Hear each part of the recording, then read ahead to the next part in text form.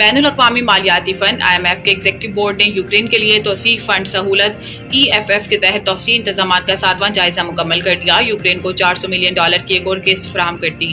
IMF کی press service نے ایک بیان میں کہا کہ IMF بورڈ نے یوکرین کے لیے توسیع فنڈ سہولت کے تحت توسیع انتظامات کا 7واں جائزہ مکمل کر لیا، جسے یوکرین کو تقریباً $0.4 بلین کی تقسیم کی اجازت دی گئی ہے، جسے بجٹ سپورٹ کے لیے استعمال کیا جائے گا۔ اس سے IMF کے تعاون سے چلنے والے پروگرام کے تحت کل ادائیگیاں $10.1 بلین تک پہنچ جائیں گی۔ IMF کی مینیجنگ ڈائریکٹر کرسٹالینا جارجیوا نے کہا کہ یہ پروگرام مکمل طور پر فائنانس شدہ ہے، جس میں 4 سالہ پروگرام کی مدت کے دوران بنیادی منظرنامے میں $148.8 بلین کے مجموعی بیرونی فائنانسنگ اور $162.9 بلین کے منفی منظرنامے کے ساتھ تمباکو ایکسائز ٹیکس کے قانون کے نفاذ کا خیر مقدم کیا جاتا ہے۔